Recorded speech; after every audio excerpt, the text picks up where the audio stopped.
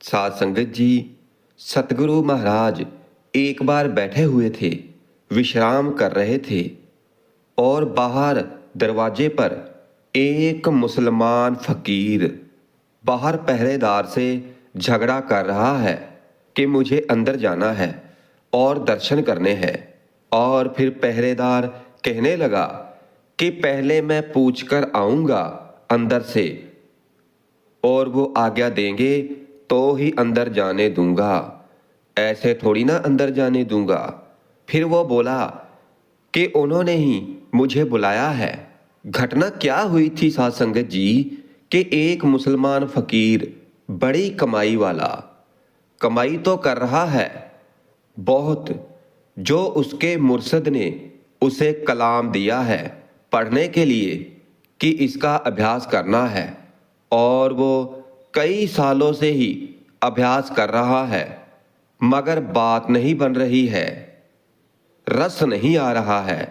नाम जप रहा है और वो भी दिन रात जप रहा है जो उसके मुर्शद ने उसे कहा है।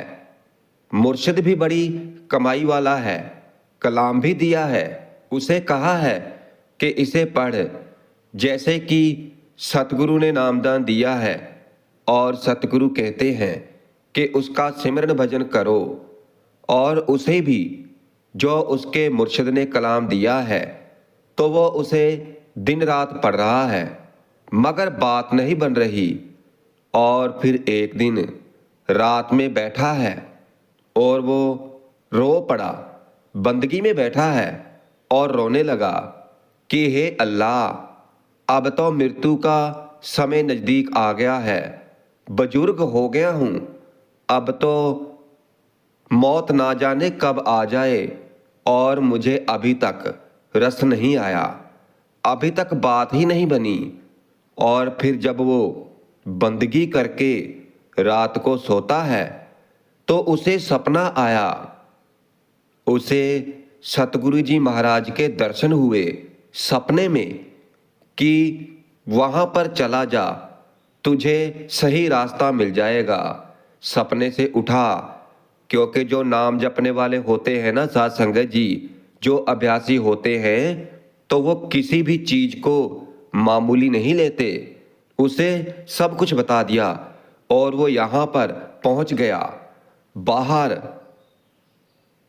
झगड़ा कर रहा है कि बुलाया है उन्होंने मुझे, जाने दो। और फिर अंदर सतगुरु जी ने उसकी आवाज़ सुनी और सेवादार से कहा कि इसे आने दो। और फिर अंदर आ गया, दर्शन किए और हैरान हो गया कि ये जो सपने में मैंने देखा था तो वही स्वरूप।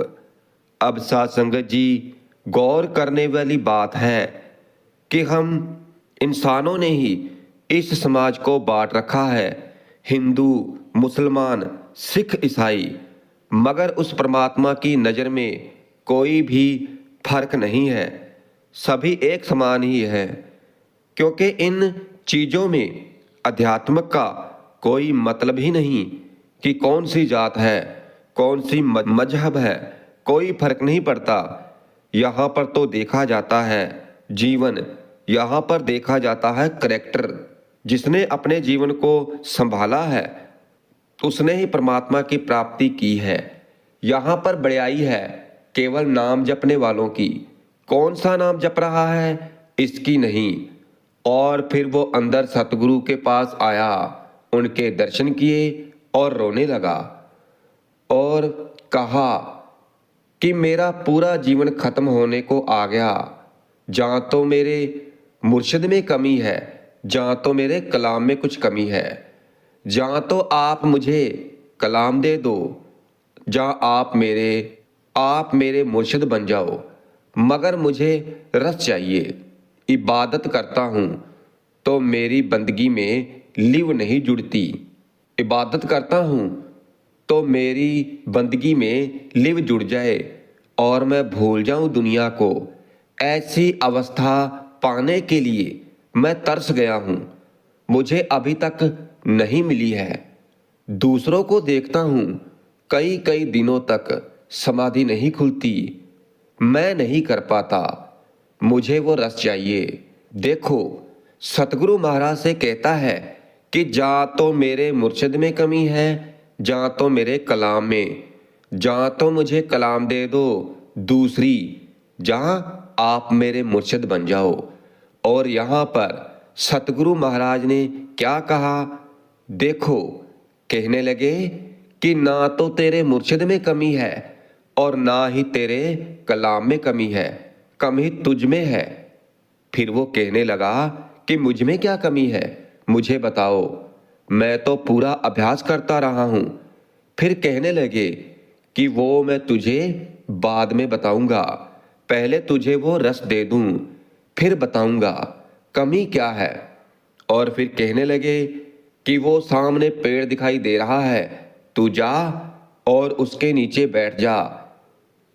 एक बोरी ले जाकर और उस पेड़ के नीचे बैठ गया और तुझे एक रोटी मिल जाया करेगी, एक पानी के कटोरे के साथ हम भेजेंगे, तुझे खा लेना है, किसी से बात नहीं करनी है, कुछ नहीं कहना, वहीं पर बैठे हुए वही कलाम तुमने पढ़ना है और जब तक हम ना बुलाएं तो तब तक तुमने हमारे पास नहीं आना है।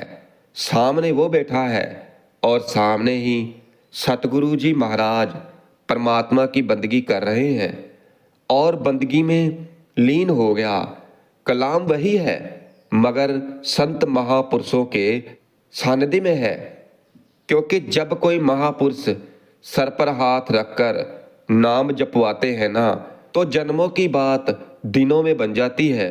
बहुत फर्क होता है अपने मन के अनुसार जपना और किसी महापुरुष के बताए हुए रास्ते पर चलकर नाम जपना। प्राप्ति हो जाती है मगर अंदर विश्वास और भरोसा पूरा होना चाहिए। और तकरीबन 40 दिन हो गए और फिर सतगुरु जी ने उसके पास एक सेवादार भेजा उसे उठाने के लिए, मगर वो उठे ना। एक रोटी दिन में दी जाती है और एक कटोरा पानी, बस कोई दाल नहीं, कोई सब्जी नहीं, कोई नमक नहीं, कोई मिर्च नहीं, खाना कुछ भी नहीं। और जब 40 दिन बाद सेवादार उठाने गया तो ऐसी समाधि लगी कि वो उठे ही ना, क्योंकि जिस दात के लिए वो आया था वो दात उसे मिल गई। फिर सतगुरु जी महाराज सेवादार से कहने लगे कि रहने दो, बैठा रहने दो उसे। और फिर कुछ दिन और बीत गए मगर वो नहीं उठा, समाधि में बैठा ही है। ऐसा रस आने लगा उसको। फिर सेवादार से कहा कि इसे हिलाकर उठाओ, और फिर आवाज दी, हिलाकर उठाया। और फिर वो कहने लगा कि क्यों उठाया? फिर सेवादार कहने लगा कि सतगुरु जी महाराज बुला रहे हैं। और फिर हाथ जोड़कर सामने खड़ा हो गया और कहने लगा कि ऐसा रस, ऐसा रस, कलाम भी वही है और मेरा मुर्शिद भी वही है। आपने कौन सी कृपा कर दी है कि मुझे ऐसा रस आने लगा? फिर सतगुरु जी कहने लगे कि आज तुझे बताते हैं कि तेरी गलती क्या थी। ध्यान से सुनना साध संगत जी, साहिब मेरा नित नवा। सतगुरु जी कहने लगे कि कलाम तेरा वही है और मुर्शिद भी तेरा वही है, मगर यहाँ पर तूने निंदा नहीं की है। यहाँ पर तू बैठकर किसी में गलतियां नहीं निकाल रहा है, क्योंकि तू जिस टोली में रहता है, जिन महापुरुषों की टोली में तू रहता है, जिन भक्तों में तू रहता है, वहां क्या चुगलखोर नहीं है? क्या तुम बैठकर दूसरों के अवगुण नहीं देखते रहते कि फलाना ऐसा है, फलाना ऐसा है? और फिर ये सुनकर शर्म से आंखें झुक गई और कहने लगा कि हाँ सच्चे पातशाह, हाँ। फिर कहने लगे कि बस जब तक दूसरों के अवगुण देखता रहेगा तो तब तक ये रस नहीं आ सकता। अब देखो कि कितनी बड़ी बात है साध संगत जी। हम क्या करते हैं, क्योंकि सतगुरु जी महाराज कहते हैं कि अगर तू चाहता है, तुझे जो दात मिली है उसे संभाल कर रखना चाहता है, तो आप जी फरमाते हैं कि छिपकर रहना है। जो तुझे दात मिली है, तेरी समाधि लग जाती है, अब तेरी अवस्था ऊंची हो गई है और शक्तिशाली हो गई है, और शक्तियां भी तेरे पास आकर खड़ी हो जाएंगी कि बताओ कि क्या करूं, मगर तू इसको इस्तेमाल करने नहीं लग जाना। छिपाना अपनी शक्तियों को दिखाना नहीं है, छिपा कर रखना है। भाव अपनी अवस्था का किसी को पता नहीं चलने देना है। मगर कोई ज्ञान की बातें करे तो ऐसे में कहना कि जैसे कुछ पता ही नहीं है। अच्छा, ऐसा भी होता है, मगर बताने मत लग जाना कि ऐसे होता है। मगर हमारा हाल ये है कि हम जर नहीं पाते हैं। अगर सपने में भी कभी सतगुरु महाराज आ जाए ना, तो दुनिया को बताते हैं, ढिंढोरा पीटते हैं, मगर फिर वापस सपना नहीं आता। और ये वचन है महापुरुषों के, जिस हर पाया तिन छिपाया, दिखाया नहीं और दूसरा वचन किया। देखो, पहला वचन है और तीनों वचन ही हमारे लिए भी हैं। अगर नाम का रस चाहिए तो क्या करना है? पहला, छिपकर रहना है। थोड़ी सी भी अवस्था मिले, सपने में भी गुरु आ जाए, नित्य पक्का हो जाए, तो बताते नहीं फिरना। महापुरुषों से जाकर, सतगुरु जी से जाकर बात कर सकते हैं, जो रास्ता दिखाने वाले हैं। क्योंकि वाणी कहती है कि गुणों की सांझ उससे कर जो उस गुण को समझता है। गुरमुख गुरमुख से बात कर सकता है, सुहागन सुहागन से बात कर सकती है, कुंवारी से नहीं। जिसने गुरु को पा लिया है तो उससे बात कर सकते हैं, मगर हर किसी को नहीं बताते फिरना। और दूसरा पॉइंट, लड़ाई झगड़े से दूर रहना है। जहां पर लड़ाई झगड़ा होना शुरू हो जाए तो वहां से पीछे हट जाओ, क्योंकि लड़ाई झगड़े से मन एकाग्र नहीं रहता। जब धारे को वैरी मीत, तब लग नहचल नाही चैन। क्योंकि जब तक मन में ये है कि ये मेरा मित्र है, ये मेरा दुश्मन है, तो तब तक मन एकाग्र नहीं होगा। और ये सतगुरु महाराज कहते हैं। और तीसरी बात, सतगुरु जी कहते हैं कि किसी के अवगुणों को नहीं देखना है, और ये हम करते ही हैं। एक दूसरों में कमी ढूंढते हैं, क्योंकि हमारी हालत तो उस गंदगी की मक्खी की तरह है कि चाहे सारा शरीर पवित्र हो और जहां पर एक जख्म हो तो वहीं पर जाकर बैठ जाएगी। चाहे इंसान में 1000 गुण हो, मगर हम उनमें भी अवगुण ढूंढ लेंगे कि ये ऐसा है। क्योंकि ये इतनी खतरनाक चीज है कि किसी के अवगुण देखना। और सतगुरु नानक जी महाराज के वचन है कि कोई आया और कहता है कि मेरी शराब नहीं छूट रही, वो कहता है कि छोड़ना चाहता हूं, छूटती नहीं, तो पातशाह कहने लगे कि छूट जाएगी।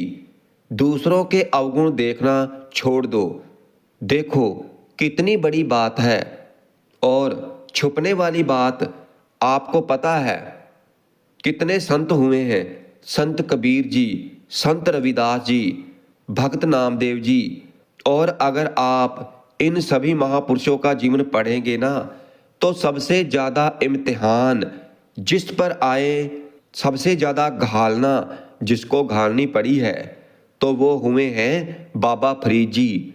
बाबा फरीद जी की अवस्था बहुत ऊंची है, मगर सबसे ज्यादा मेहनत उनको करनी पड़ी, सबसे ज्यादा एग्जाम उनको देने पड़े, सबसे ज्यादा तकलीफ उन्होंने झेली है।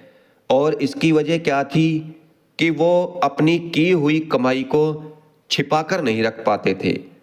इतिहास पढ़कर देखो कि वो अपनी कमाई को हर वक्त दिखा देते थे, शक्तियां इस्तेमाल करते थे कि चिड़ियों मर जाओ, चिड़ियों जी जाओ। चिड़ियों को अपनी शक्ति से मार दिया और फिर कहते हैं कि जी उठो, और फिर वो उठ खड़ी हुई और लोग वाह वाह कर रहे हैं कि फरीद जी इतने शक्तिशाली। बाबा फरीद जी के गुरु, जिनका नाम ख्वाजा कुतुबुद्दीन बख्तियार काकी है, और जब फरीद जी ने गुरु धारण किया, क्योंकि शक्तियां तो उनके पास पहले से ही थी, उन्हें प्राप्त हो चुकी थी, क्योंकि उन्होंने बहुत बंदगी की थी, बचपन से ही नाम जपना शुरू कर दिया था फरीद जी ने, और बहुत जल्दी अवस्था हासिल कर ली थी।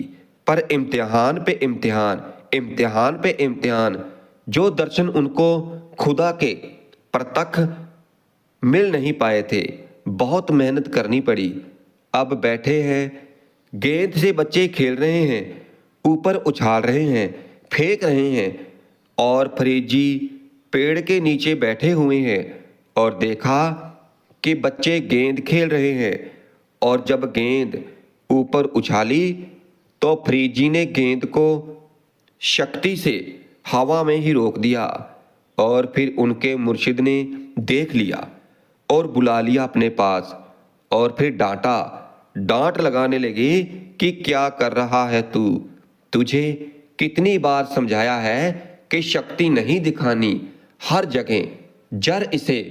और फिर माफ़ी मांगी फरीद जी ने, और समय बीता तो फिर उनके गुरु ख्वाजा कुतुबुद्दीन बख्तियार काकी पेड़ के नीचे बैठे हुए हैं। गर्मी का समय है और पेड़ सूखा हुआ है और सूरज की किरणें गुरु पर पड़ रही है। तो फिर फरीद जी से रहा नहीं गया कि मेरे गुरु को तकलीफ हो रही है, और फिर क्या किया कि शक्ति वर्ताई और पेड़ को हरा कर दिया। उसी पल पेड़ के पत्ते आ गए, पेड़ को हरा भरा कर दिया, क्योंकि नाम क्या नहीं कर सकता है, सब कुछ कर सकता है। सूखे हरे किए खिन माही, ये तो पेड़ है, सूखे हुए मन हरे हो जाते हैं एक सेकंड में, अगर गुरु की कृपा दया मेहर हो जाए तो। फरीद जी ने अपनी शक्ति से पेड़ हरा कर दिया, और फिर गुरु की आँख खुली तो देखा कि पेड़ हरा हो गया। फिर फरीद जी को देखा और फिर गुरु उससे नाराज हो गए और कितने ही समय तक उनसे बात नहीं की, पीठ ही कर दी उसकी तरफ कि अगर तूने शक्तियां ही दिखानी है, यहां तक ही रहना चाहता है, आगे नहीं बढ़ना चाहता तो तेरी मर्जी, तुम मेरे पास मत आना। और फिर कितने ही समय के बाद फरीद जी माफिया मांगते रहे, माफिया मांगते रहे, और फिर आखिर में जाकर माफ किया और शर्त रखी कि आज के बाद शक्ति नहीं इस्तेमाल करोगे, चाहे कितनी भी जरूरत हो। और फिर गुरु की बात मानी, घालना घाली और शक्ति इस्तेमाल करनी बंद की। तो फिर कहीं जाकर प्रत्यक्ष दर्शन हुए। इतना समय क्यों लगा, इतनी घालना क्यों घालनी पड़ी, इतने इम्तिहान क्यों आए? दिखावा, हजम करना बहुत बड़ी ताकत होती है, ऐसे कोई नहीं हजम कर पाता, ये तो गुरु की दया मेहर से ही होता है। इसलिए सबसे मेन बात यही है कि जब तक दूसरों के अवगुण देखते रहोगे तो नाम का रस कभी नहीं आएगा। इसे भूलना सीखो। जब भी दूसरों की गलती देखो तो मन में लाओ कि मुझ में तो इससे भी ज्यादा अवगुण है, गलतियां हैं, इसमें तो कितने गुण हैं, पर मुझ में तो वो भी नहीं है। ऐसा भाव मन में आना चाहिए। और फिर जिस दिन उस सतगुरु की कृपा हो गई, उसकी गलतियों को भूलकर सतगुरु पातशाह पता नहीं उसे कहां से कहां पहुंचा दे। इसलिए वाणी के अनुसार नाम गुप्त और पवित्र कार्य है, जिसका कभी भी दिखावा नहीं करना चाहिए, क्योंकि नाम का सिमरन केवल अपने अंतर में सुधार और उस परमात्मा के साथ जोड़ने का मार्ग है। वाणी में आता है, गुप्त सिमरन जो नर करे प्रगट होवे प्रताप। उसके भाव है कि जो भी मनुष्य गुप्त रूप से नाम का सिमरन करता है तो उसके अंदर रोशनी स्वयं ही प्रकट हो जाती है, क्योंकि नाम के सिमरन का मूल उद्देश्य दिखावा नहीं है, बल्कि अपने भीतर परमात्मा को हाजिर नाजिर देखना है। और ये सिर्फ अंतर की बात है, अंतर की यात्रा है, जो सिर्फ आत्मा और परमात्मा के बीच होती है।